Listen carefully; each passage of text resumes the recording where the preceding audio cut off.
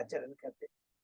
ओम अज्ञानतिमिरन्धस्य ज्ञानाञ्जनशलाकया चक्षुरुन्मीलितं येन तस्मै श्री गुरुवे नमः। श्री चैतन्य मनोभीष्टं स्थापितं येन भूतले स्वयं रूपकदा मह्यं ददाति स्वपदान्तिकं। वन्देऽहं श्री गुरु श्रीयुतपथकमलं श्री गुरु वैष्णवांश्च श्री रूपं साग्रजातं सहगण रघुनाथं वितं तं सजीवं स्वाधेतं सावधूतं परिजं सहितं कृष्ण चैतन्य देवं श्री राधा कृष्ण पादान सहगण ललिता श्री विशाखावितांत च। नमो ओम विष्णु पादाय कृष्ण प्रेष्ठाय भूतले श्रीमते भक्ति वेदांत स्वामिन इति नामने। नमस्ते सारस्वती देवे गौरवाणी प्रचारिणे निर्विशेषा शून्यवादी पाश्चात्य देश तारिणे। वांछा कल्पतरुभ्यश्च कृपा सिन्धुभ्य च पतितानां पावनेभ्यो वैष्णवेभ्यो नमो नमः। नमो महावदान्याय कृष्ण प्रेम प्रदायते कृष्णाय कृष्ण चैतन्य नामने गौरत्विषे नमः। हे कृष्ण करुणा सिंधु दीनबंधु जगतपते गोपेश गोपिका कांत राधा कांत नमस्तुते। तप्त कांचन गौरांगी राधे बिंदावनेश्वरी विषभानुसुते देवी प्रणमामि हरिप्रिये। नीलांचल निवासाय नित्याय परमात्मने बलभद्र सुभद्रायां जगन्नाथाय ते नमः। जय श्री कृष्ण चैतन्य प्रभु नित्यानंद श्री अद्वैत गदाधर श्रीवासादि गौर भक्तविंद मुखम करोति वाचालम पंगुलंघे गिरिम यत्कृपातमहं वंदे श्री गुरुमदीनतारिणं परमानंद माधवम श्री चैतन्य ईश्वरम। हरे कृष्ण कृष्ण कृष्ण हरे हरे हरे राम राम राम हरे हरे। श्री श्री मंगलाचरण की जय, शिला प्रभुपाद की जय। हरे कृष्णा। आज के इस भागवतम चर्चा में सभी भक्तों का हार्दिक स्वागत है। सभी भक्तों के चरणों में मेरा सादर दंडवत प्रणाम है। राधा गोविंद राधा माधव परम वैष्णव गुरु की कृपा से हम सब भक्त लोग मिल करके श्रीमद् भागवतम के ऊपर चर्चा कर रहे हैं। कैंटो 5 के 19वें अध्याय में है, शीर्षक है जम्बूद्वीप का वर्णन। उसके पहले 18 अध्याय को हम लोगों ने बड़े विस्तार पूर्वक चर्चा किया। पहले अध्याय से लेकर 13 अध्याय तक के अंदर में हम लोगों ने प्रियव्रत महाराज की वंशावलियों के बारे में पढ़ा। प्रियव्रत महाराज श्याम मनु के बड़े पुत्र हैं। 3 पुत्रियां हैं, 2 पुत्र हैं। प्रियव्रत महाराज तो हमने आरंभ में पढ़ा कि किस प्रकार वो राजा बने, ब्रह्मा जी के आदेश देने पर राजा गृहस्थ जीवन को वो धारण करते हैं। और उनके जो पत्नी से, पहली पत्नी से 10 पुत्र, उसमें सबसे बड़े पुत्र होते हैं आग्निति। दूसरी पत्नी से जो होते हैं उत्तम तामस रेवत, वो आगे चल करके मनु बनते हैं। दूसरे अध्यात्म में अग्निधि जो कि प्रियव्रत के सबसे बड़े पुत्र हैं, कि उनके बारे में पढ़ा किस प्रकार उन्होंने पूर्व चिति से ब्याह किया जो एक अप्सरा ब्रह्मा जी के द्वारा दी गई, और उनके 9 पुत्र हुए और सबसे बड़े पुत्र वो है नाभि। तीसरे अध्याय में हमने पढ़ा भगवान ऋषभ का जन्म, कि किस प्रकार भगवान राजा नाभि के प्रार्थना करने पर भगवान उनकी पत्नी मधु देवी के घर से प्रकट होते हैं ऋषभ भगवान। हरि बोल। चौथे अध्याय में हमने पढ़ा भगवान ने ऋषभ देव के चरित्र के बारे में, कि उनके दिव्य चरित्र को देख करके नाभि उन्हें सम्राट घोषित करते हैं और स्वयं अपनी पत्नी मेरु देवी को लेकर के बद्रिकाश्रम चले जाते हैं। और उसके बाद में भगवान ऋषभ ने जयंती से ब्याह किया। 100 पुत्र उत्पन्न हुए। सबसे बड़े पुत्र हैं भरत, जिनके नाम से हमारे देश का नाम भारतवर्ष पड़ा। और उसके बाद में 5वें अध्याय में हम प्रवेश करते हैं। शीर्षक है भगवान ऋषभ के अपने पुत्र को उपदेश। ब्रह्मवर्त देश में जब वो भ्रमण करते रहते हैं, वहां पर अपने पुत्र को वो बहुत ही दिव्य उपदेश देते हैं। मनुष्य योनि बहुत दुर्लभ है। मनुष्य योनि आत्मा साक्षात्कार के लिए, भगवान की भक्ति करने के लिए है, और इसके लिए शुद्ध भक्तों के संग के माध्यम से भगवान की भक्ति हो सकती है।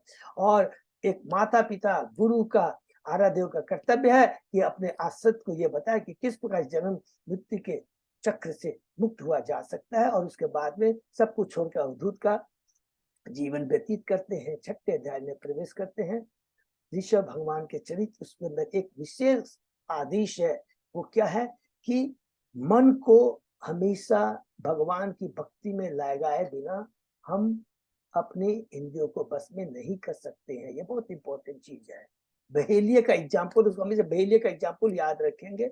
और उसके बाद में यहाँ एक और इम्पोर्टेंट हमें जो क्या बोलते हैं, इंफॉर्मेशन मिली इसकी। जो जैन धर्म की स्थापना है भगवान ऋषभ देव ने नहीं की, दक्षिण देश के राजा अरहत ने उनके आचरण का अनुकरण किया। बहुत खराब चीज है, अनुकरण किया, उनके उपदेशों का अनुसरण नहीं किया। हमें आचार्यों को, गुरु का उनका अनुसरण करना, अनुकरण माने नकल नहीं करना है।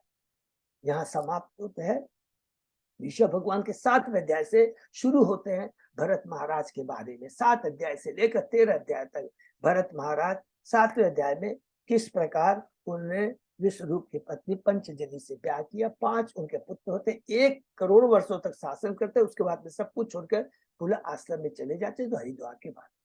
8वें अध्याय में बहुत बड़ी शिक्षा है कि किस प्रकार भारत महाराज को मृग का शरीर प्राप्त हुआ। इतने भाव पद पर, भक्ति के भाव पद पर पहुंचने के बाद भी मृग के प्रति आसक्ति होने के कारण शरीर छोड़ते समय मृग का चिंतन करते रहते हैं, इसलिए उन्हें मृग का शरीर प्राप्त हुआ। यम यम वापी स्मरण भावन।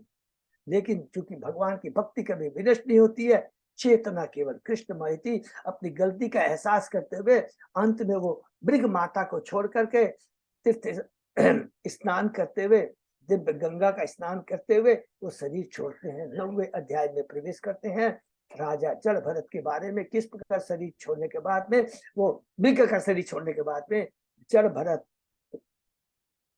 राज एक महान ब्राह्मण, अच्छे उच्च कुल के ब्राह्मण के घर में उनका जन्म होता है। लेकिन अपनी गलती का देखिए पूरा एहसास उनको रहता है, अब भक्तों से दूर रहते हैं और उनके भाई उनको पागल समझ करके खेत की रखवाली में छोड़ देते हैं। और किस प्रकार भद्रकाली ने उन भरत महाराज की डाकुओं के सरदार से रक्षा की, जो उन्हें नर बलि के लिए ले जा रहे थे। 10वें अध्याय में प्रवेश करते हैं भरत महाराज, जड़ भरत महाराज और राजा रघुगण की वार्ता। ये शीर्षक है, इसके अंदर में हमने पढ़ा कि यहाँ पर से शुरू होती है जड़ भरत की ज्ञान उपदेश। किस प्रकार शिक्षा देते हैं रघुगण को, क्या बोलते हैं, जो हम शरीर नहीं आत्मा, तुम्हारी जितनी भी सारी बातें हैं शरीर से संबंधित है, इसी को अज्ञानता कहते हैं। कितना ही तुम्हारे पास धन ऐश्वर्य सब कुछ हो जाए, ये सब क्या क्षणिक है। और जब इतनी बातें कहते हैं तो तुरंत रघुगण की चेतना जागृत हो जाती है। शिक्षा क्या है, भक्तों का संग करेंगे तो स्वतः ही हमारी सुसुप्त चेतना, कलुषित चेतना शुद्ध हो जाएगी, सुसुप्त चेतना जागृत हो जाएगी। रघुगण तुरंत क्षमा कहते हैं और कितनी सुंदर बात कहते हैं, हर बार रिपीट करने की इच्छा होती है। मैं इंद्र के वज्र से नहीं डरता, मैं शिव के त्रिशूल से नहीं डरता, यमराज के दंड से नहीं डरता, लेकिन जय वैष्णव के चरणों में अपराध से डरता हूं। और जब श्रोता देखता है कि वक्ता देखता है कि श्रोता अच्छा है, तो वक्ता को भी बोलने की इच्छा होती है। जिस प्रकार सुखदेव गोस्वामी जब परीक्षित महाराज प्रश्न करते हैं तो बड़े उत्साहित होते हैं कि यो जरा श्रोता है, उत्तम कोटि का भक्त है, और सुखदेव गोस्वामी ने शिक्षा देते हैं। यहाँ पर भी जब देखा, जब उन्होंने देखा कि रघुगण ने गलती का एहसास किया, बहुत उत्साहित होते हैं और कहते हैं कि तुमने जो कुछ भी बातें कही है वो अनुभवहीन जैसे बातें कही है। जो क्योंकि अनुभवहीन बातें क्यों बोलता है, बहुत इंपॉर्टेंट बात है, क्योंकि उन्होंने जितनी भी तुमने बातें कही है शरीर से संबंधित की है, ऐश्वर्य शरीर से, भौतिक ऐश्वर्य से संबंधित है कि तेरे पास बहुत ऐश्वर्य है। तो जिसके पास भौतिक ऐश्वर्य होता है, भौतिक संपत्ति होती है, भौतिक जितने भी उनकी उपाधि होती है, ये सब हमारी भक्ति में वास्तव में बाधा है। अगर इसका उपयोग अपनी इंद्रिय तृप्ति के लिए किया जाए, हे राजा ये क्षणिक है। और उसके बाद में कहते हैं 12वें अध्याय में बहुत इंपॉर्टेंट बात कहते हैं, ये जो कुछ भी है, जो ऐश्वर्य सब कुछ इस भौतिक जगह में भगवान का, भगवान के बिना कोई चीज का अस्तित्व नहीं है, यही परम ज्ञान है, इसके अलावा कोई जानने की दरकार नहीं होती है। और ये ज्ञान एकमात्र शुद्ध भक्तों के चरणों की धूलि से स्नान करने से होता है। बहुत सुंदर बात कहते हैं।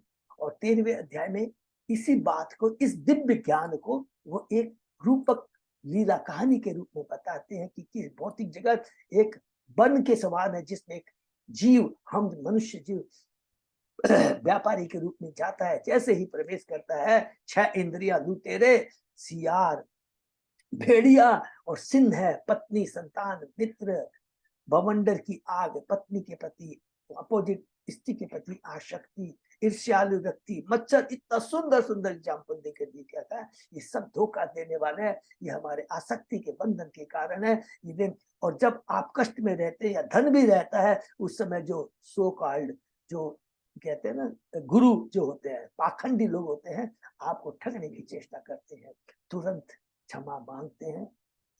रघुवर महाराज, भगवान भरत बहुत कृपालु हैं, परम भक्त हैं, क्षमा कर देते हैं। और इसी बात को जब हम बद्ध जीवों के लिए परीक्षित महाराज पुनः सुखदेव गोस्वामी से कहते मुझे समझ में नहीं आया, तो उसी बात को बहुत सुंदर ढंग से सुखदेव गोस्वामी परीक्षित महाराज को 14 अध्याय में कहते हैं।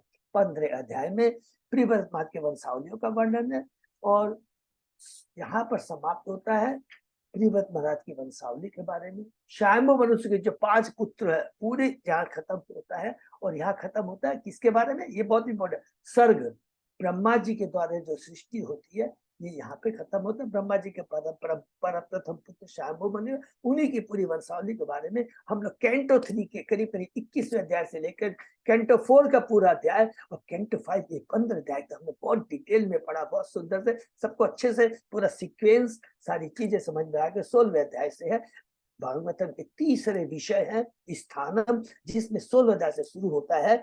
शीर्षक है जम्बू द्वीप का वर्णन। हमने पढ़ा कि प्रियव्रत महाराज के चक्के के पहिए से जो 7 समुद्र बने और 7 द्वीप बने। सारे जो द्वीप है उसका विभाजन किससे होता है, ये बहुत इंपॉर्टेंट याद रखेंगे, वो समुद्रों से होता है। सबसे बीच में जो द्वीप है वो सबसे एकदम बीच में है जम्बू द्वीप है, और उसके बाद में पलक्ष द्वीप, उसके बाद सालबनी द्वीप, उसके बाद में कुश द्वीप, उसके बाद कांच, शाक और पुष्कर। और प्रत्येक पहला द्वीप दूसरे द्वीप से दुगुना होता है। तो हम लोग ने जम्बू द्वीप के बारे में पढ़ा। जम्बू द्वीप में 9 वर्ष हैं, 9 भूखंड हैं। हम लोग ने बहुत डिटेल में उनको रिपीट किया। इलावर्त, केतुमाल, भद्राश्व, रम्यक, हिरण्मय, कुरुवर्ष, और नीचे में हरिवर्ष, किम पुरुषवर्ष और भारतवर्ष। और इलावर्त जो कि बीच में है, उसी के बीच में है मेरू पर्वत है। मेरू पर्वत के बारे में हमने डिटेल में पढ़ा कि किस प्रकार इलावर्त के जो मेरू पर्वत है उसके चारों तरफ किस तरह के अलग अलग और छोटे छोटे पर्वत है, उन पर अलग अलग किस्म के फल के वृक्ष हैं, और बीच के अंदर में देवताओं का स्थान है, जिसमें से ब्रह्मा जी का सबसे मेन।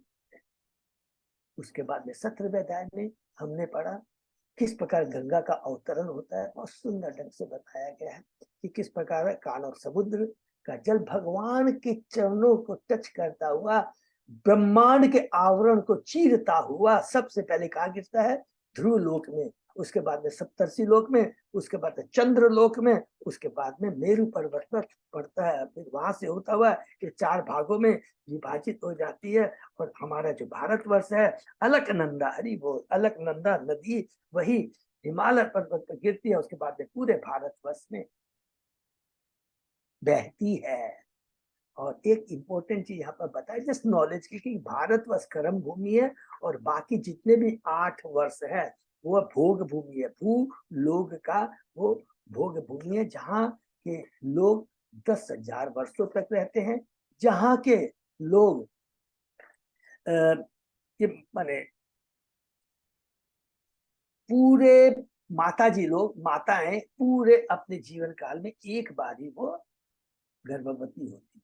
उसके बाद से शुरू होता है 17वें अध्याय के अंतिम पड़ाव से शुरू होता है। पूरे 9 वर्षों में अलग अलग देवताओं की अलग अलग वहां के वासी प्रार्थना करते हैं। पूरा हमने याद है सबको, हम लोगों ने लास्ट का हमने पूरी 9 वर्षों की प्रार्थना खत्म कर दी है। इलावर्त में भगवान शिव, उसके बाद में हमने भद्राश्व भगवान संकर्षण की करते हैं।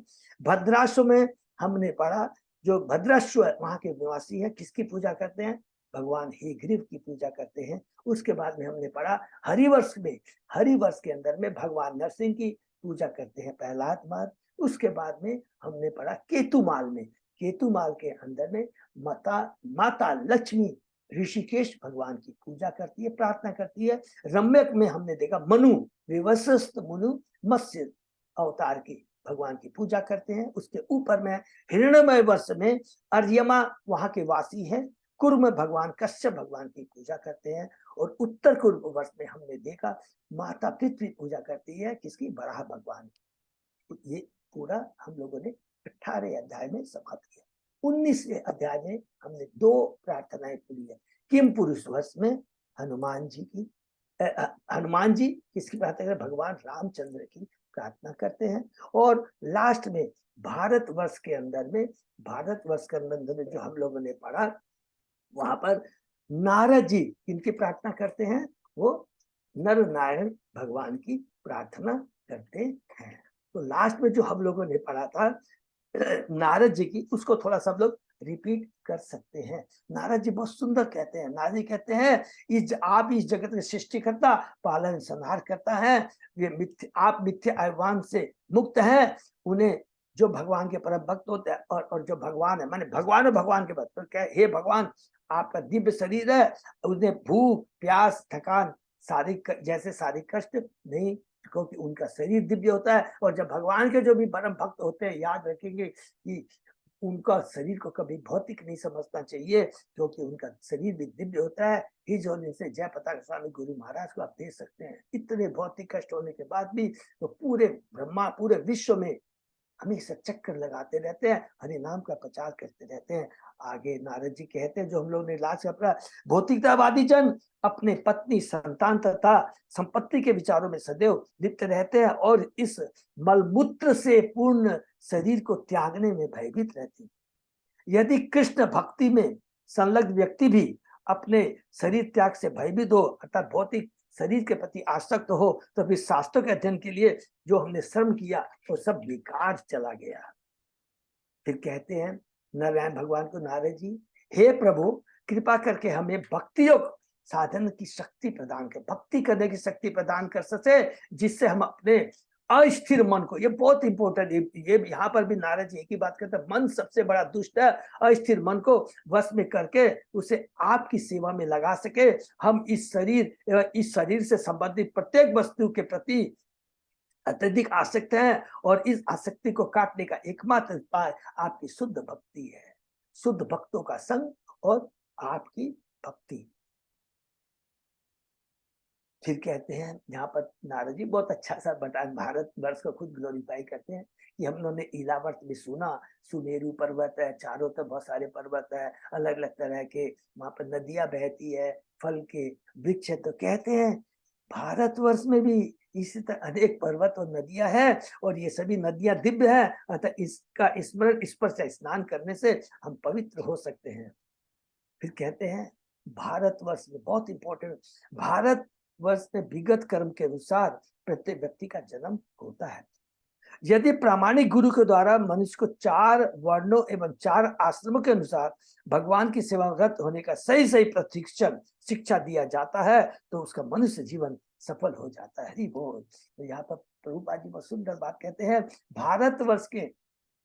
भारतवर्ष में सरलता से वर्णाश्रम धर्म का पालन हो सकता है। इस समय भारतवर्ष में कुछ आसुरी वर्ण वर्णाश्रम धर्म प्रणाली की उपेक्षा कर रहे हैं, सो कॉल्ड नेता हैं, जिनको वर्णाश्रम धर्म की उपेक्षा का मतलब क्या हुआ कि ब्राह्मण जो क्षत्रिय है, जो क्या बोलते हैं राजर्षि है, उनको एक शासन के लिए जो भी है उस पद पे होना चाहिए, चाहे प्राइम मिनिस्टर हो चाहे लेकिन यहाँ पर असुर लोग उस पर बैठे हुए हैं। कृष्ण भावनामृत आंदोलन संपूर्ण विश्व में वर्णाश्रम प्रणाली को पुनः स्थापना करने और मानव समाज को नारकीय जीवन से बचाने के लिए प्रयास किया जा रहा है। अनेक जन्मों के पश्चात किसी को अपने पुण्य कर्मों के फलित होने पर भी शुद्ध भक्तों की संगति करने का अवसर प्राप्त होता है। तो हम लोग कितने भाग्यशाली, हम लोग सब मिल करके भगवान की भक्ति कर रहे हैं, शुद्ध भक्तों का संग कर रहे हैं। हमेशा अलग अलग महाराज आचार्यों का हमें प्रवचन सुनने का सौभाग्य प्राप्त होता है। शुद्ध भक्तों की संगति करने से धीरे धीरे ऐसे भगवान वासुदेव की सेवा में मन लगने लगता है, जो दिव्य है। देखिए सेवा, जब तक सेवा नहीं करेंगे, सेवा भाव, किसकी सेवा, गुरु की, सीनियर डिवोटी नहीं करेंगे, तो भगवान के प्रति हमारी भक्ति प्रेम जागृत नहीं होगा। भौतिक बंधों से मुक्त जो और सेवा में मन लगने लगता है, जो कि दिव्य है। क्या है? सेवा दिव्य है। यदि मन हमारा सेवा में लगता है, वही दिव्य है। भौतिक बंधनों से वो मुक्त करता है और इसलिए हमें मन वाणी और सबसे भगवान की सेवा करनी चाहिए, और यही वास्तविक भक्ति योग का मार्ग है। हरि बोल। यहाँ तक पढ़ा है। यहाँ पर सारी 9 प्रार्थनाएं 9 वर्षों में समाप्त हो गई है। उसके बाद में आज हम आगे पढ़ेंगे, जिसमें हमको समझ में आएगा भारत भूमि के बारे में। देवता लोग जो स्वर्ग में है किस प्रकार ग्लोरीफाई करते हैं भारतवर्ष को, हम लोग इसको सुनते हैं। ओम नमो भगवते वासुदेवाय। ओम नमो भगवते वासुदेवाय। ओम नमो भगवते वासुदेवाय। नारायण नमस्कृत नरं चैव नरोत्तमं देवी सरस्वती व्यासं ततो जयमुदीरयेत्। नष्टायेषु अभद्रेषु नित्यं भागवत सेवया भगवती उत्तम श्लोके भक्ति भवति नैष्टिकी। कृष्णाय वासुदेवाय देवकी नंदनाय च नंद गोप कुमाराय गोविंदाय नमो नमः। आराधयो भगवान ब्रजेश तनय ततधाम वृंदावनम रमया काचित उपासना रजवधु वर्गेन्द्र कल्पिता। श्रीमद् भागवतम प्रमाणम अमलम प्रेमा पुमर्तो महान। श्री चैतन्य महाप्रभो मतमिदम तत् आदरो न पर। हरे कृष्ण कृष्ण कृष्ण हरे हरे हरे राम राम राम हरे। कैंटो 5 अध्याय 19 श्लोक शीर्षक जम्बूद्वीप श्लोक 21 है प्रभु। हाँ प्रभु जी 21 से। हरि बोल। 21 से शुरू होते हैं। यहाँ 20 अध्याय तक 19 अध्याय में किम पुरुष वर्ष में हनुमान जी रामचंद्र भगवान की प्रार्थना करते हैं, और हमने लास्ट में पढ़ा भारत वर्ष में नारद जी नर नारायण भगवान की प्रार्थना करते हैं। वो समाप्त करने के बाद अब वहां पर अब देवता लोग हैं वो किस प्रकार भारतवर्ष का गुणगान करते हैं ये हम पढ़ते हैं। एतत् एव ही देवा गायन्ति, अर्थात देवता लोग किस प्रकार कीर्तन करते हैं बता।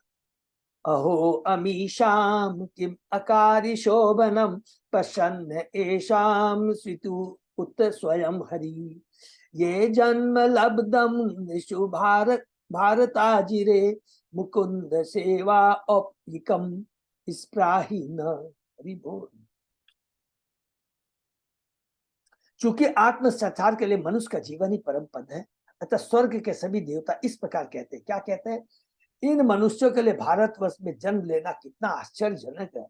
उन्होंने भूतकाल में अवश्य कोई तप किया होगा अथवा श्री भगवान स्वयं इन पर प्रसन्न हुए होंगे, अन्यथा वे इस प्रकार से भक्ति में संलग्न क्यों कर होते। हम देवतागण भक्ति करने के लिए भारतवर्ष में मनुष्य जन्म धारण करने की मात्र लालसा कर सकते हैं, क्योंकि ये मनुष्य पहले से भक्ति में लगे हुए। हरि बोल। चेतन चैता के चरिता में इन तत्वों की विशद व्याख्या है।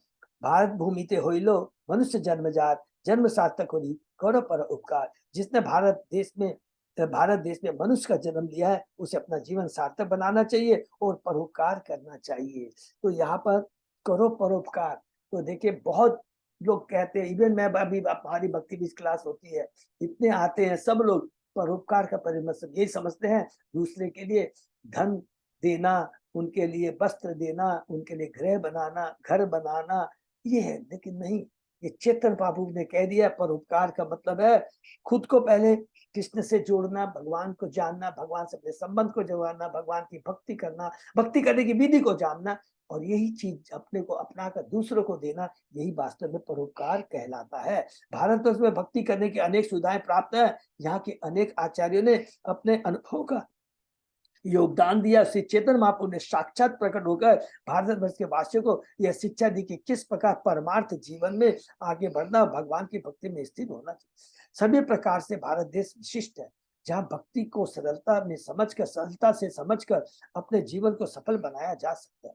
यदि कोई भक्ति में सफलता प्राप्त करके विश्व के अन्य भागों में भक्ति का उपदेश देता है तो उससे विश्व भर के लोग लाभ उठाते हैं और भगवान उनसे सबसे ज्यादा प्रसन्न होते हैं, गुरु उनसे ज्यादा प्रसन्न होते हैं, क्योंकि यही भगवान का गीता में उपदेश है, यही चैतन्य महाप्रभु का उपदेश है। किम दुष्करेण क्रतुबि तपोव्रते दानादिवि वा दुजयेन फल्गुना न यत्र नारायण पाद पंकज स्मृति प्रमुष्टातिशये इंद्रियोत्सवात्। देवता कहते हैं वैदिक यज्ञों के करने, तप करने, व्रत रखने तथा दान देने जैसे दुष्कर कार्यों के करने के पश्चात ही स्वर्ग में निवास करने का यह पद हमें प्राप्त हुआ। किंतु हमारी इस सफलता का क्या महत्व, हरि बोल, इसको अंडरलाइन करेंगे कि हमने बहुत तप किए, बहुत पुण्य कर्म किए। पुण्य कर्म माने स्कूल कॉलेज खुदवाए, सब लोग पर बहुत परोपकार किया, सब कुछ किया, लेकिन ये जो सफलता मिली है, जो हमें 10,000 वर्षों तक जीने का मौका मिला है, सारे भौतिक सुख मिले हैं, इसका क्या महत्व है? या हम निश्चय भौतिक इंद्रिय इतने व्यस्त रहकर भगवान नारायण के चरण को स्मरण तक नहीं कर पाते। देखिए कितनी बड़ी बात लिखा है। जितना ज्यादा भौतिक ऐश्वर्य रहेगा, माया उतनी प्रबल रहेगी, उतनी हमारे में क्या है, रजोगुण का प्रभाव ज्यादा रहेगा। जब तक हम इनको भगवान की सेवा में लगाते, देखिए देवता बोलते हैं कि इतना हमारे पास ऐश्वर्य है कि उसमें व्यस्त रहने के कारण भगवान के नारायण के चरण को हम लोग स्मरण तक नहीं कर पाते। भक्ति करने की तो बात छोड़िए, स्मरण तक नहीं कर पाते। हम उनके चरण कमलों को विस्मृत प्राय कर चुके हैं, भूल चुके हैं। हरि बोल। भारत देश की इतनी महिमा है कि यहाँ जन्म लेने वालों को न केवल स्वर्ग लोक का लाभ होता है, वरन सीधे भगवान के धाम को पहुंचते हैं। भगवती श्री कृष्ण कहते हैं, यान्ति देवता देवान पितृ यान्ति पितृवता भूतानि यान्ति भूतेज्यम यान्ति मध्या जीनो अपनी माँ। देवताओं को पूजने वाले देवताओं को प्राप्त होते हैं, पितरों को पूजने वाले पितरों को, भूतों को पूजने वाले भूतों को, और जो मेरे भक्त है ये मेरे को प्राप्त होते हैं। भारतवर्ष के वासी सामान्यतः वैदिक नियमों का पालन करते हैं, जिससे से वे महान यज्ञों को करते हुए स्वर्ग लोगों को प्राप्त होते हैं। किंतु किंतु इतनी बड़ी उपलब्धि का क्या लाभ?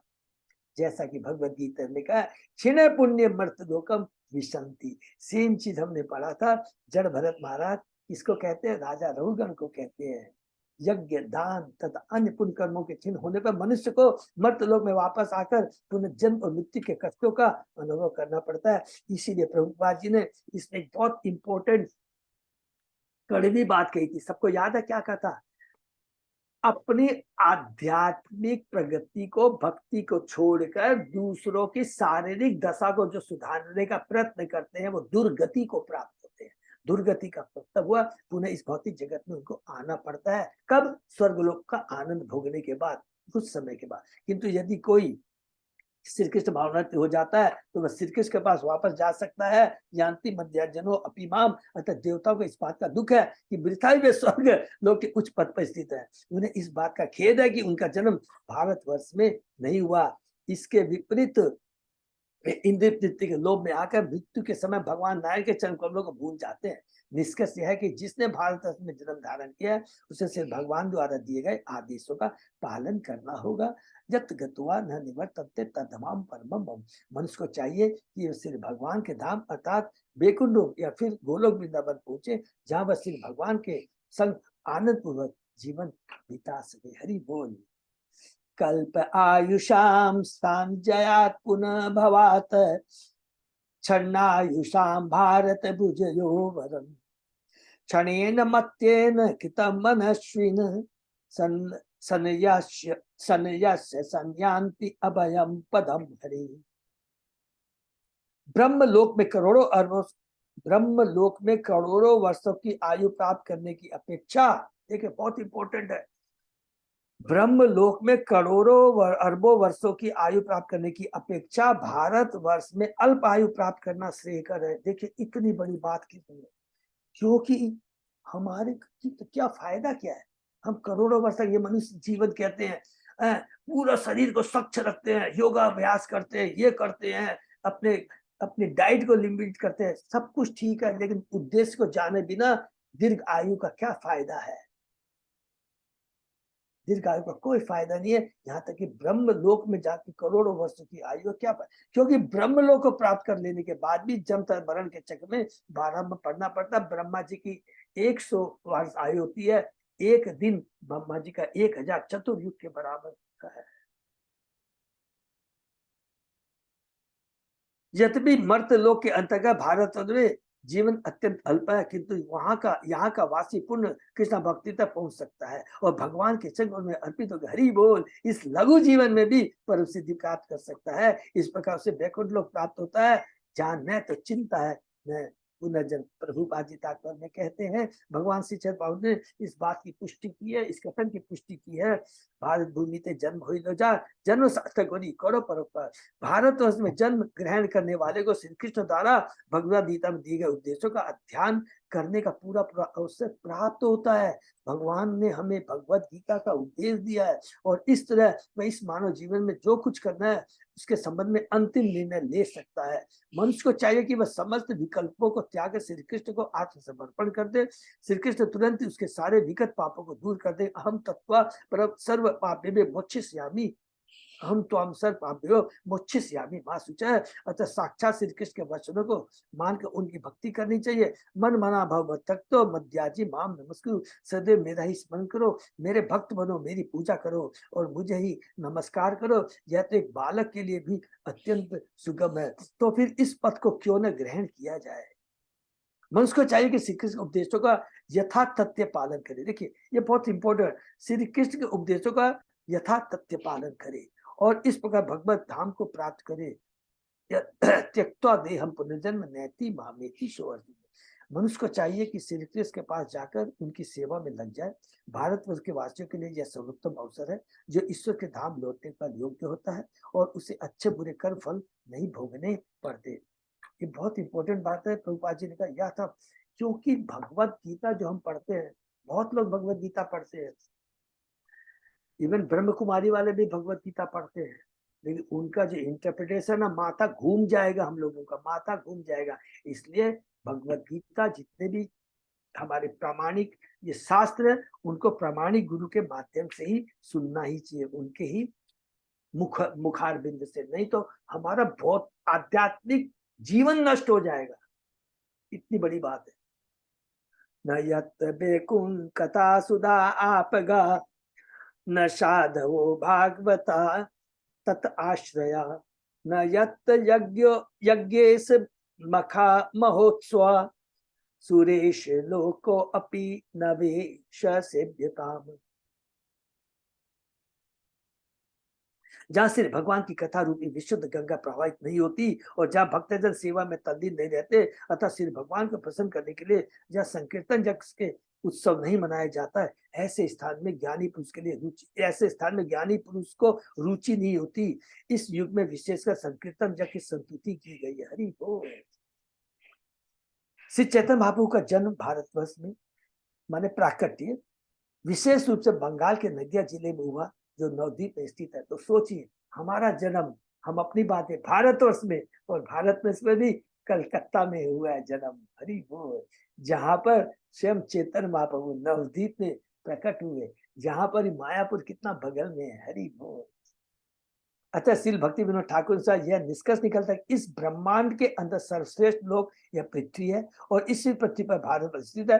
भारतवर्ष में बंगाल है जो इससे उत्तम है, बंगाल में नदिया जिला उससे भी उत्तम है और नदिया में नवद्वीप सर्वोत्तम है, क्योंकि वही श्री चैतन्य महाप्रभु का आविर्भाव हरे कृष्ण मंत्र कीर्तन का शुभारंभ करने के लिए हुआ। शास्त्रों का मत है कृष्ण वर्ण तुषा कृष्णम सांगोपांग शात पार्षदम यज्ञ संकीर्तन प्राय यजंती ही सुमेधशा है। कैंटो 11 का है, ये बहुत सुंदर है। श्री चैतन्य महाप्रभु के साथ सदैव ही उनके पार्षद तथा श्री नित्यानंद, श्री गदाधर तथा श्री अद्वैत एवं श्रीवास जैसे अनेक भक्त रहते हैं। वे सदैव भगवान नाम का कीर्तन और श्री कृष्ण का गुणगान करते हैं। इसलिए भारतवर्ष विश्व भर में सर्वश्रेष्ठ स्थान है।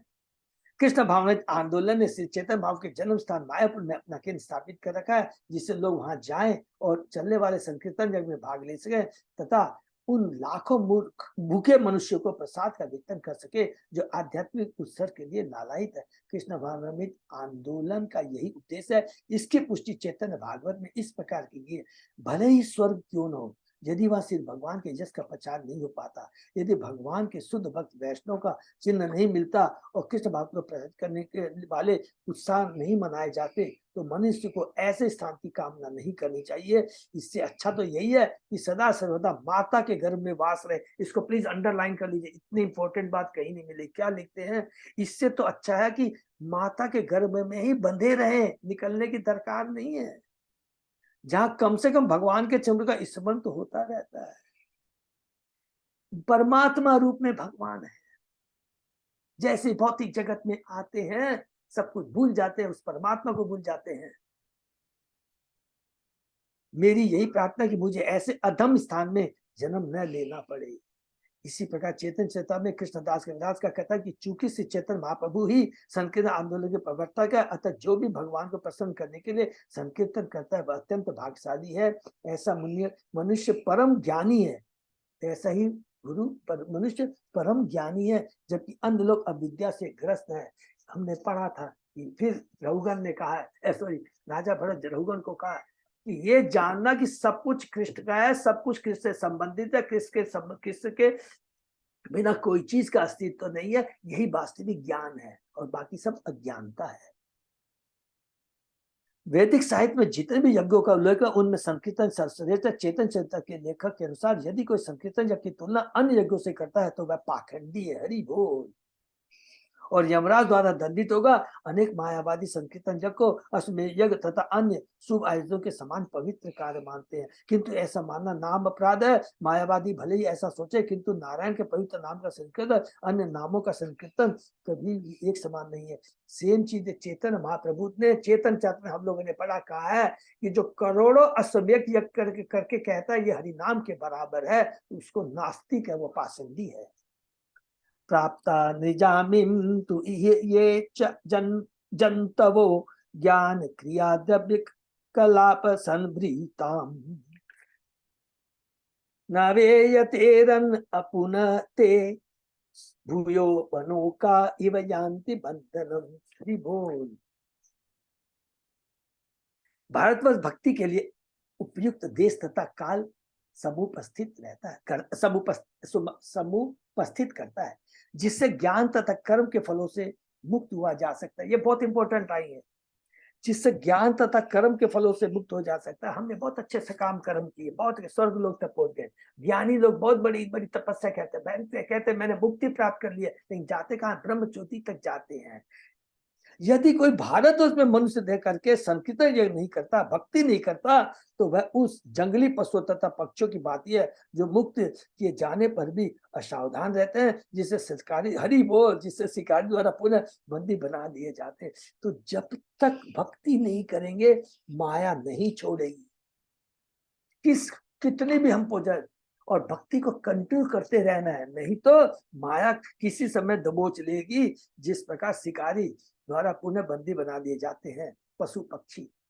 भारत ऐसा देश है जिसमें श्रवण कीर्तन विष्णु वाले संकीर्तन जगो अथवा स्मरण अर्चित दास से सक्षम तथा आत्मनिवेदन जैसी अन्य भक्ति विधियों को सरलता पूर्वक संपन्न किया जा सकता है। भारतवर्ष में ही अनेक पवित्र स्थानों को देखने का अवसर प्राप्त है, जिनमें श्री चेतन महाप्रभु का जन्म स्थान नवद्वीप, भगवान श्री कृष्ण का जन्म स्थान वृंदावन मुख्य है। जहाँ के अनेक शुद्ध भक्ति एकमात्र अभिलाषा क्या है, भक्ति सिद्ध कहते अन्य अभिलाषिता शून्य ज्ञान कर्मादि अनादितम। इस प्रकार से प्राणी भौतिक बंधन से छूट जाता है। अन्य मार्ग यथा ज्ञान मार्ग तथा कर्म मार्ग उतने लाभप्रद नहीं है। पुण्य कर्मों से स्वर्ग प्राप्त हो सकता है और ज्ञान मीमांसा से ब्रह्मभूत हुआ जा सकता है, माने ब्रह्म ज्योति में मिला जा सकता है, किंतु वह वास्तविक लाभ नहीं, क्योंकि मनुष्य को पुनः नीचे आना पड़ता है। मनुष्य को चाहिए कि वह भगवान के धाम पहुंचने के लिए प्रयास करे, यान्ति मध्या जिन्हों अपी माप। अन्यथा मनुष्य जीवन तथा जंगली पशु पक्षियों के जीवन में कोई अंतर नहीं है। हरि बोल। पशु तथा पक्षी भी स्वतंत्र होते हैं, किंतु निम्न योनि में जन्मने के कारण वे स्वतंत्रता का उपभोग नहीं कर पाते। तथा भारत में जन्म लेने वाले प्रत्येक मनुष्य को जो भी सुविधाएं प्राप्त पद्धत उनका उपयोग करते हुए उसे प्रबुद्ध भक्त बनकर भगवान के धाम जाना चाहिए। अनेक मनुष्य को जो सुविधाएं प्राप्त है भारत में, ये जो भक्ति करने के लिए शास्त्र है, गुरु है, आचार्य है, भक्तों का संग है, मंदिर है, प्रभुपाद जी की बुक्स है, अगर हम लाभ नहीं उठा सकते हैं तो भगवान के ये हमारा दुर्भाग्य है।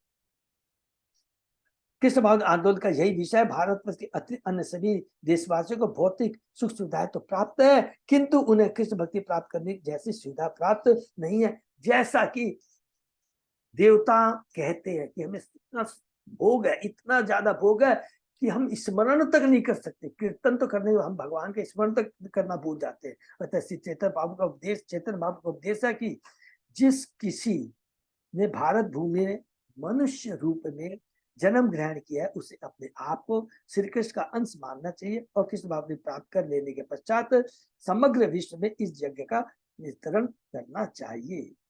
ये श्रद्धा वर्षि भागशो हवि निरुक्तम इष्टम विधि मंत्र वस्तुतः एक पृथक नाम भी आहुतो मुद्दा गृहणाति पूर्ण स्वयं आशीषाम प्रभु।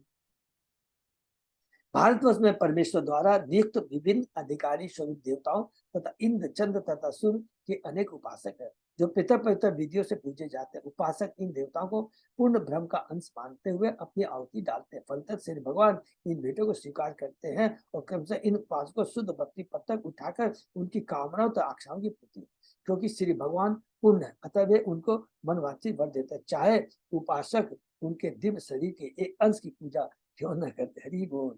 भगवद गीता में भगवान कहते हैं महात्मना माम पार्थ देवी प्रकृति आश्रिता भजंती अनन्य मनुष्यो ज्ञात्वा भूतादि अव्यय। हे पार्थ मोहयुक्त महात्मन तो मेरी दिव्य प्रकृति से आश्रित होकर और मुझे अविनाशी आदि पुरुष जानकर अनर्थ से मेरी भक्ति के ही परायण रहते हैं। महात्मा केवल सिर्फ भगवान की उपासना करते हैं, किंतु अन्य भी जिन्हें कभी कभी महात्मा कहा जाता है भगवान की उपासना एकत्व रूप में करते हैं। तात्पर्य है कि वे देवताओं को श्री कृष्ण के विभिन्न अंश मानकर नाना प्रकार की उपासना करते हैं। यद्यपि देवताओं के भक्त इस तरह का वांछित फल मिलते हैं, किंतु भगवद गीता में इन्हें हित ज्ञान अर्थात अत्यधिक ज्ञानी नहीं कहा गया है। श्री कृष्ण नहीं चाहते कि अंश रूप में उनकी अप्रत्यक्ष उपासना की जाए, वे तो प्रत्यक्ष भक्ति उपासना की इच्छुक होगा।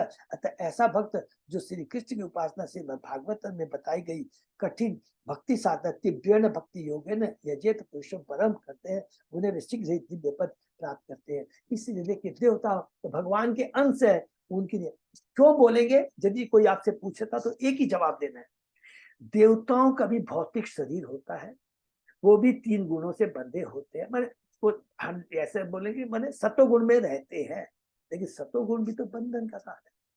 और नंबर 1 वो हमको खाली भौतिक चीजें दे सकते हैं। नंबर 2 नंबर 3 हमें भौतिक जगत से छुटकारा नहीं दिला सकते, क्योंकि तो खुद ही बंधे होते हैं। ये ज्यादा अच्छा नहीं है। ये कई बार इसलिए ज्यादा अच्छा नहीं, कई बार ऐसे बोल देते आचार्य बोलते तुम करोगे देवताओं की पूजा करते बहुत करते हो सब कुछ करते हो तो ठीक है, धीरे धीरे एक समय आने के बाद तुम ज्ञान कर्म परोपकार करते, कोई बात नहीं है। फिर हमने ज्ञान योग के द्वारा हम लोग सब कुछ त्याग करके दार्शनिक चिंतन करते हैं, लेकिन क्या है अल्टीमेटली आपको भक्ति में जुड़ना ही पड़ेगा। ठीक है, ये सारे कार्य हो सकता है सतोगुण लेवल पर करते हो, लेकिन बिना भक्ति किए बिना हम भगवान के धाम नहीं जा सकते हैं। तो हम 3 गुणों के ऊपर उठना है, वो एकमात्र भक्ति के माध्यम से हो सकता है। और 3 गुणों के ऊपर भी उठ गए संबंधी जी तो ज्ञानी तो 3 गुणों से भी ऊपर होते हैं, ब्रह्म ज्योति में चले जाते हैं, लेकिन पुनः उनको वापस आना पड़ता है। इसलिए भक्ति इज अ मस्ट, बिना भक्ति का कुछ नहीं हो सकता। इसलिए यहाँ पर प्रभुपाद जी शॉर्ट में बता देते हैं। शॉर्ट में क्या बताते हैं, मनुष्य योनि बहुत दुर्लभ है, कलयुग है, आयु बहुत कम है, सीधा सीधी जो प्रभुपाद जी ने गुरु आचार्य ने कह दिया अल्प आयु के अंदर ही हम भक्ति करके भगवान के दिव्य धाम को प्राप्त कर सकते हैं।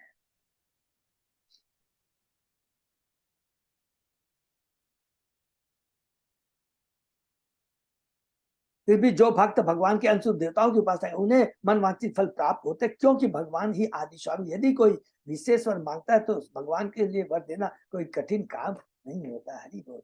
अर्थात यहाँ पर बोलते देवताओं भी भगवान के परमिशन के बिना हमें फल नहीं दे सकते हैं।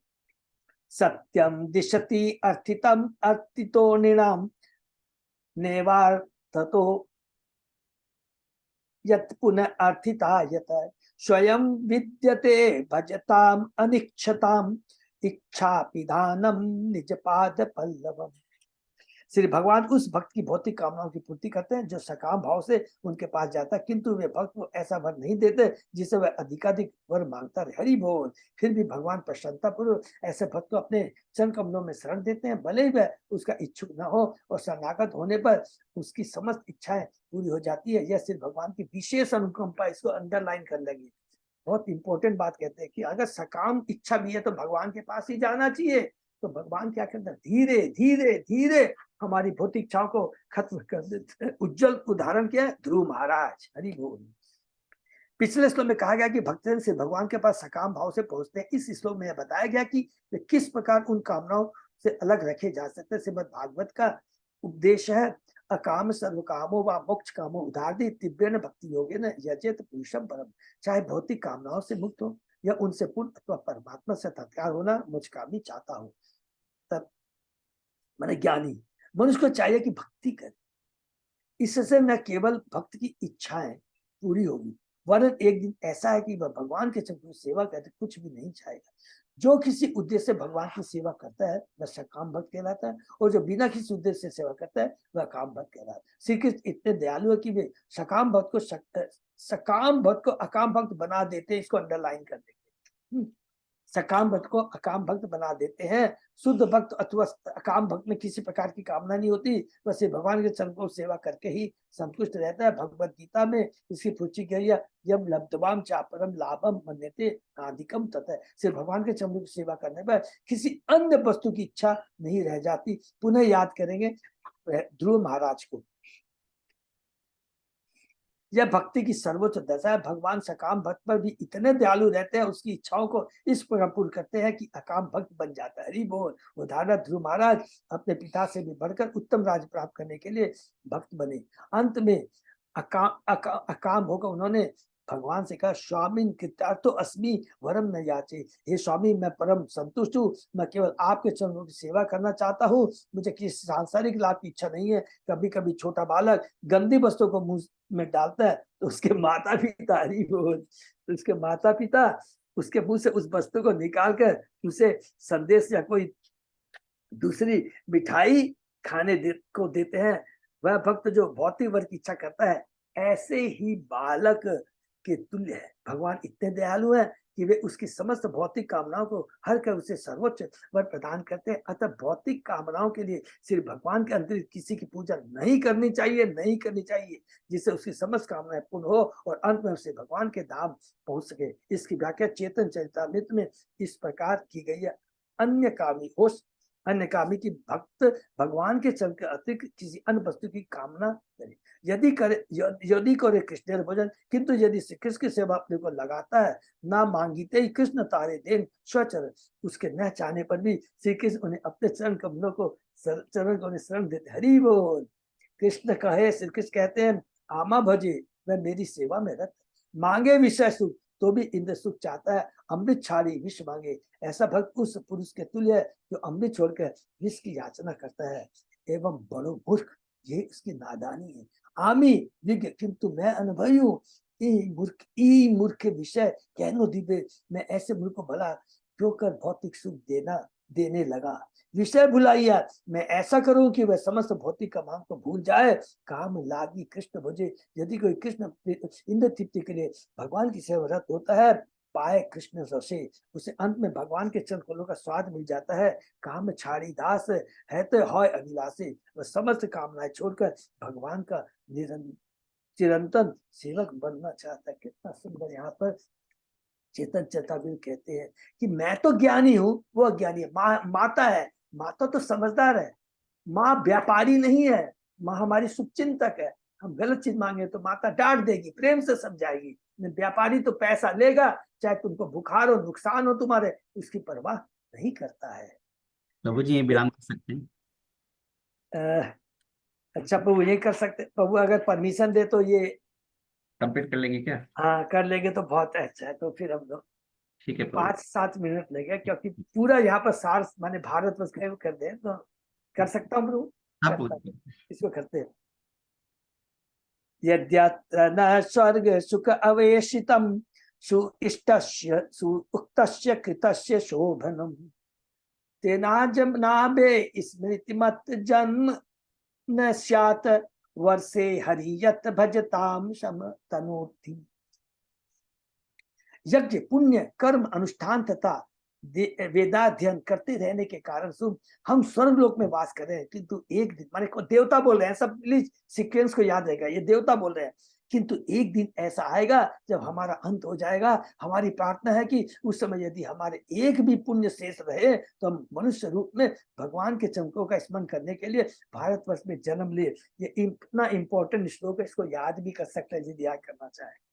श्री भगवान इतने दयालु हैं कि वे स्वयं भारत में आते हैं और यहाँ के वासियों को सौभाग्य प्रदान करते हैं। निसंदेह पुण्य कर्मों के फलस्वरूप ही स्वर्ग लोक में मनुष्य जन्म ग्रहण करता है, किंतु वहां से उसे पुनः मर्त्य लोक में आना पड़ता है। जैसे भगवद गीता में कहा गया, चिन्ने पुण्य मर्त्य लोकम विसंति, यहाँ तक कि देवताओं को भी पुण्य क्षण होने पर पृथ्वी पर लौटकर सामान्य व्यक्तियों की तरह कार्य करना होता है।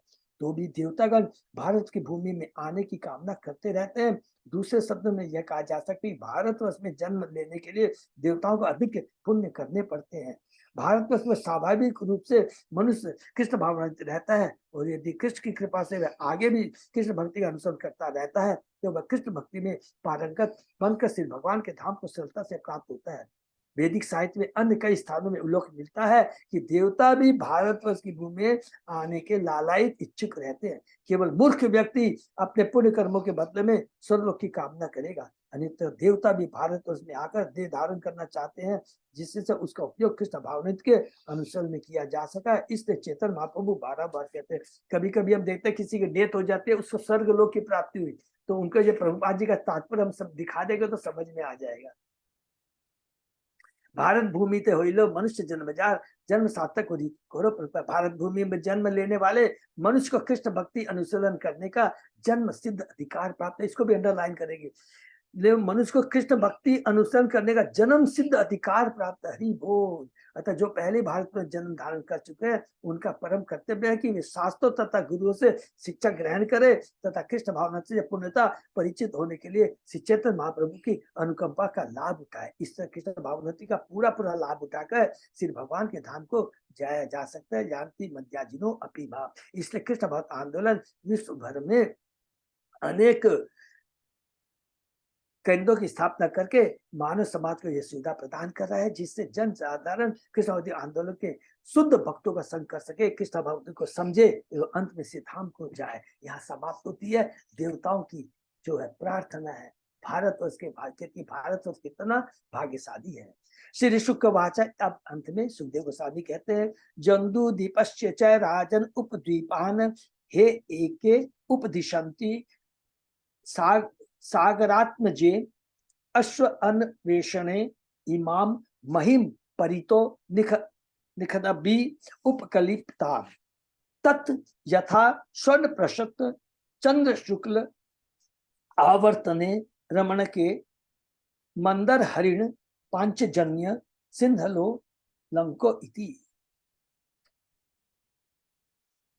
श्री सुखदेव गोस्वामी बोले, हे राजन, कुछ ज्ञानी पुरुषों के मत के अनुसार जम्बूद्वीप के चारों 8 छोटे छोटे द्वीप है।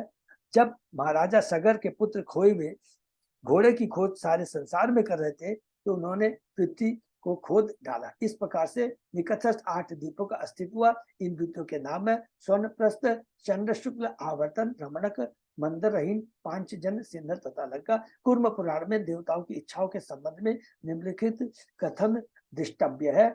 अनधिकारिणो देवा स्वर्गस्था भारतो भवम वांछन्त्य आत्म विमोक्षार्थ बुद्धिकार्थ अधिकारिण। यद्यपि देवता स्वर्गलोक में उच्च पदों पर आसीन है, फिर भी वह मर्त्यलोक में भारतवर्ष की भूमि पर आने के लिए उत्सुक रहते हैं। इससे सूचित होता है कि देवता भी भारत में रहने के लिए उपयुक्त नहीं। अतः यदि भारतवर्ष में जन्म लेने वाला प्राणी कुत्ते बिल्ली की तरह रहे और इस भूमि में जन्म ग्रहण करने का लाभ न उठाए, तो वह सच में ही अभागा है। कितनी बार चेतन भाव सब लोग बड़े बड़े आचार्य शास्त्र कह रहे हैं ये बात। एवं तव भारतोत्तम जम्बू द्वीप वर्ष विभागो यथो उपदेशम उपवर्णिता की। भरत महाराज के वंशजों में श्रेष्ठ हे राजा परीक्षित, मैंने जितना ज्ञान प्राप्त किया उसी के अनुसार मैंने भारत तथा उनके निकटवर्ती द्वीपों का वर्णन किया। यही जम्बू द्वीप के उपद्वीप है, क्योंकि जम्बू द्वीप में हम लोगों को मालूम है कि 9 वर्ष है, और यहाँ पर क्लियर लिखा हुआ है कि उसके बगल में भी और छोटे छोटे और द्वीप है, जो कि हम लोग पढ़ेंगे। मोस्टली कौन से अध्याय में है? सगर महाराज के बारे में मैं भी 9वें अध्याय में, 9वें कैंटे में सुन। तो हरे कृष्णा, बहुत बहुत धन्यवाद। यहाँ पर देखिए हम लोग को कितना ज्ञान प्राप्त, कितना उत्साह मिल रहा है कि हम लोग कितने भाग्यशाली है। भारत भूमि से जन्म हुई, जन्म सार्थक हुई, गौरव परोपकार कि हम लोग कितने बड़े भाग्यशाली कि भारत भूमि में जन्म लिया है हमने। इसका हमें पूरा लाभ उठाना है। क्योंकि लाभ क्यों उठाना है? रिपीट कर लेते हैं। देवताओं कहते हैं वहां पर हमको सारा भोग सब कुछ मालूम है, लेकिन क्या नहीं है? शास्त्र नहीं है, गुरु नहीं है, आचार्य नहीं है, तीर्थ स्थान नहीं है। ये सारी चीजें भारतवर्ष में प्राप्त है। और हम कलकत्ता वासियों, भारतवर्ष के हम लोग बंगाल में है, बंगाल के कलकत्ता में, कलकत्ता के बगल में नवद्वीप है। तो सारी जात प्रभुपाद जी का प्राकट्य हुआ है, जहाँ चेतन महाप्रभु जी का प्राकट्य हुआ है नवद्वीप में। सोचिए हम लोग कितने भाग्यशाली है, भारतवासी, कलकत्ता वासी, नवद्वीप है। इसका गंगा किनारे हो। गंगा के किनारे। हरि बोल, हरि बोल। तो सोचिए, घर की मुर्गी दाल बराबर। ये याद आता है, ये पढ़ते पढ़ते ये याद आ रहा है। हमको पूरा लाभ उठाना है और हमेशा याद करना प्रभुपाद जी को। प्रभुपाद जी जानते हैं हमारी कमजोरी को और सारी व्यवस्था करके एकदम रेडीमेड है। पूरे विश्व में भी कहीं भी चले जाए, कोई ये नहीं बोल सकता कि मैं कृष्ण का नाम। पूरे कोने कोने में उन्होंने सारी व्यवस्था कर दिया, देश बना दिए हैं, मंदिर दे दिया, आचार्यों को दे दिया, गुरु को दे दिया, शास्त्रों को दे दिया है, अलग अलग भाषाओं में दे दिया सारे शास्त्रों को। सोचिए और क्या चाहिए। इसका मैं पूरा पूरा लाभ उठाना। आज ये पढ़े। हरे कृष्णा। यही पर विराम दें। दंडवत प्रणाम प्रभु जी। तो हरे कृष्णा। नेक्स्ट हम लोग नया चैप्टर शुरू करेंगे। हरे कृष्णा। जय बोधा प्रभु। हाँ प्रभु। अनाउंसमेंट है प्रभु? बस वही गौर पूर्णिमा पे जो चल रहा है बस वही। बस गौर पूर्णिमा के लिए सब भक्तों को पुनः याद दिलाते हैं कि हमारे जगन्नाथ दूत की सेवा है और बहुत सुंदर है। चेतन महाप्रभु का प्राकट्य दिवस है। बहुत अच्छे से हमें बनाना है, क्योंकि चेतन महाप्रभु इतने कृपालु है, इतना बिना कोई योग्यता के हमें कृष्ण प्रेम दिया उन्होंने। ठीक है ना। हरे कृष्ण। हरे कृष्णा। दंडवत प्रणाम। धन्यवाद प्रणाम। पीके लीला प्रभु। हम लोग और भाग्यशाली हैं कि आपके मुखारबिंद से हम लोग भागवत सुनने के प्रभु ये मेरा सौभाग्य है, क्योंकि इसमें सारी जगह लिखा है शुद्ध भक्तों का संग। अपने भक्तों का संग के बिना आप अकेले रह जाइए प्रभु, नींद आने लगेगी, सब कुछ है कि ये खा रहे। तो मैं आपको सही कह रहा हूँ, हम लोग इतने भाग्यशाली हैं लीला प्रभु। सब लोग एक दूसरे के प्रति आभारी होना है, नहीं तो कर ही नहीं सकते प्रभु। ठीक है ना प्रभु। आप बहुत अच्छे से समझाते हैं प्रभु जी, दिमाग में घुस चेष्टा जाता है। करते हैं माता जी जो है, क्योंकि जो भी होता है ये भगवान मुंह से बुलवाते हैं। भगवान की कृपा है, गुरु की, आचार्यों की कृपा है। बस इसी से हम लोग मिलकर कुछ भी हो जाए, थोड़ा बहुत जो भी सीखते हैं, लेकिन इतना हम लोग कर रहे हैं, रिपीट कर रहे हैं। चेष्टा यही प्रयत्न रहेगा कि एक बार पहुंचने के बाद इतना आनंद आए कि हमको सब कुछ याद नहीं, हमारे हृदय में उतर गया है। ये इसी को परिवर्तन विज्ञान के रूप में ये हो जाएगा तो बहुत आनंद आएगा। क्या होगा, रिपीट करते लिखा बार बार जितना रिपीट करेंगे उतनी चेतना शुद्ध होगी। जितनी बार रिपीट करते, कोई सोचता है मैंने 20 बार पढ़ लिया, कोई बात नहीं, 21 बार पढ़ा उतना, 22 बार, 23 बार, 24, जितना पढ़ते जाए उतनी हमारी चेतना शुद्ध होगी। हो सकता है हमको मालूम नहीं पड़े, लेकिन स्वतः एक दिन स्वतः मालूम पड़ेगा कि भगवान के नाम के प्रति इतनी रुचि हो रही है। और आपको देखेंगे कि कोई भी रिलेटिव ये है कुछ नहीं है, स्वतः ही आपकी अनासक्ति हो जाएगा। दूसरी सबसे इंपॉर्टेंट चीज है कि भगवान की भक्ति के सामने अभक्त लोग आपके लवे नहीं लगेंगे। ये भगवान की कृपा अपने आप हो जाएगी, आपको कुछ प्रयत्न करने की दरकार नहीं होगी। ठीक है ना। ये भगवान की कृपा, गुरु की कृपा। हरे कृष्णा। बहुत बहुत धन्यवाद सब भक्तों।